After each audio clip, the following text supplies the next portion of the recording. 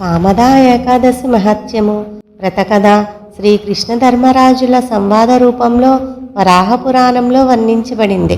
ఒకసారి ధర్మరాజు యదుకుల శిరోమణి అయిన శ్రీకృష్ణుని సమీపించి అతనితో, ఓ వాసుదేవ, చైత్రమాసంలోని శుక్లపక్షంలో వచ్చే ఏకాదశిని గురించి నాకు వివరించవలసినది. అలాగే ఆ ఏకాదశి పాటించే విధానాన్ని, దాని వలన కలిగే లాభాలను నాకు తెలుపవలసిందే అని అడిగాడు.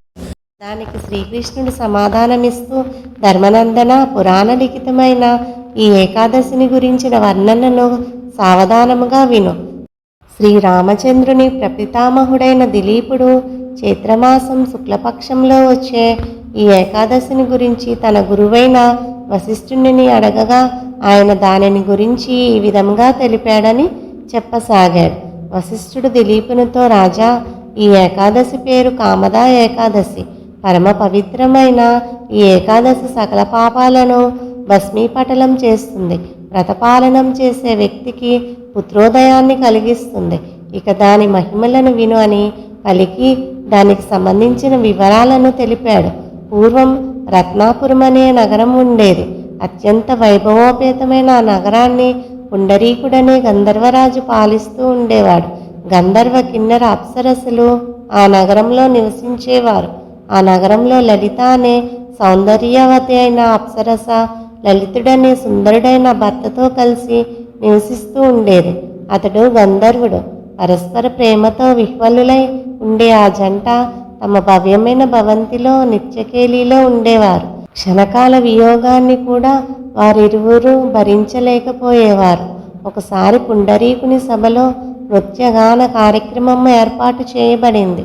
దానిలో పలు గంధర్వులతో పాటు లలితుడు కూడా గానం చేశాడు. కానీ దానిలో లలిత పాల్గొనలేదు. ఆమె లేకపోవడం వలన లలితుడు పాడే పాటలో కొన్ని తప్పులు దొర్లాయి. పాట లయ తప్పింది. శ్రోతలలో కర్కోటకుడనే నాగజాతికి చెందినవాడు ఇది గమనించి లలితుని వ్యవహారానికి అసలైన కారణాన్ని రాజుకు తెలియజేశాడు. అది వినిన రాజు మిక్కిలి కోపితుడై, ఓరి పాపి, కామంతో నీవు నృత్యగాన కార్యక్రమం రసాభాసం చేశావు. నీవు నరభక్షకుడివి కమ్ము అనే శపిస్తున్నానని అన్నాడు. పుండరీకుని శాపంతో లలితుడు వెంటనే ఘోర రూపుడైన నరభక్షకుడిగా మారిపోయాను. అతనిని చూసిన లలిత తీవ్రమైన బాధకు గురి అయింది. ఏమి చేయాలి, ఎటుపోవాలి అని రాత్రింబవళ్ళు ఆమె తీవ్ర దుఃఖంతో తపిస్తూ భర్తతోనే కలిసి కాలం గడపసాగింది. ఒకసారి ఆమె భర్తతో పాటు అడవిలో సంచరిస్తున్న సమయంలో వింధ్యాచల శిఖరము పైన శృంగిముని ఆశ్రమం కనిపించింది. లలిత వెంటనే ఆశ్రమంలో ప్రవేశించి శృంగికి నమస్కరించింది. అప్పుడు ఆయన ఆమె వివరాలను కనుక్కోగా లలిత తన వృత్తాంతాన్ని వివరించి చెప్పి తన భర్తకు శాప విమోచనమయ్యే మార్గాన్ని తెలుపమని ప్రార్థించింది. దానికి ప్రత్యుత్తరంగా ఆయన రాబోయే ఏకాదశి కామదా ఏకాదశి. దానిని పాటించే వ్యక్తికి సమస్త కోరికలు తీరుతాయని, ఆ ఏకాదశి ఫలాన్ని ఆమె తన భర్తకు ధారపోస్తే అతడు శాప విముక్తుడవుతాడని తెలిపాడు. ముని చెప్పిన విధంగానే లలిత భక్తి శ్రద్ధలతో కామదా ఏకాదశి వ్రతపాలనం చేసింది.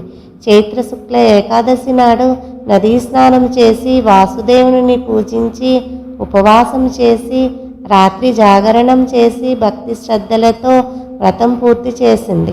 ద్వాదశి రోజు ఉదయం తన భర్త ఘోర రూపం పోవాలని కోరుకుంటూ సంకల్పం చెప్పుకొని ఆమె వాసుదేవుని సమక్షంలో కూర్చుని తన వ్రతఫలాన్ని భర్తకు ధారపోసింది.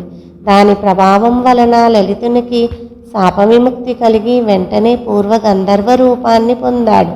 అప్పటి నుండి లలిత లలితుడు ఇద్దరూ కలిసి సుఖంగా జీవించసాగారు. ఈ వృత్తాంతాన్ని వివరిస్తున్న శ్రీకృష్ణుడు ధర్మరాజుతో, ఓ రాజశ్రేష్ఠుడా, ఈ అద్భుతమైన కామదా ఏకాదశి వర్ణనను వినినవాడు నిశ్చయంగా దీనిని తన శక్త్యానుసారం పాటించాలి. ఈ వ్రతపాలనం బ్రహ్మహత్యా పాతకాన్నైనా ఎంతటి ఘోరమైన శాపాన్నైనా పరిహరిస్తుంది అని చెప్పాడు. ఈ కామదా ఏకాదశి వ్రతాన్ని చేయలేని వారు కనీసం ఈ వ్రత కథను విన్నా కూడా సర్వపాపములు క్షయమవడమే కాకుండా సంతానం లేని వారికి గుణవంతులైన పుత్రులు కలుగుతారు. చివరికి వైకుంఠ ప్రాప్తి లభిస్తుంది.